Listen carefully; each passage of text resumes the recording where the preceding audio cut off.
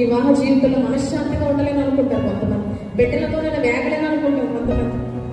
అని దేవుడు ఏం చెప్తారంటే, మనకిచ్చిన బరువులకి, మనకిచ్చిన బాధ్యతలకి తగిన సామర్థ్యాన్ని, శక్తిని, బలాన్ని కూడా మనకు ఆయన అనుగ్రహిస్తాడు. హాగరుని చూసిన దేవుడు ఈ రోజు మనల్ని కూడా ఆయన చూస్తున్నాడని నమ్మాలి. హాగరు ఐగుప్తురాలను కానీ దాస్యాన్ని కానీ లక్ష్య పెట్టనట్టే మనల్ని కూడా ఎటువంటి వారమని ఆయన లక్ష్య పెట్టి, ఏ స్థితిలో ఉన్నామని ఆయన ఎంత మాత్రం కూడా లక్ష్య పెట్టడు. మనం ఎటువంటి వారమైనా ఆయన మందులో మనం ఆయన నడిపింపును అంగీకరించినప్పుడు ఖచ్చితంగా మనకిచ్చిన బరువులకి, బాధ్యతలకి తగిన సామర్థ్యాన్ని, శక్తిని, బలాన్ని కూడా మనకు అనుగ్రహించి మన ద్వారా గొప్ప కార్యాలు ఆయన చేయిస్తాడంట. చిన్నవాణి చావులే చూడలేనప్పుడు ఆఖరి పనులకు ఏం చూపించాడంట?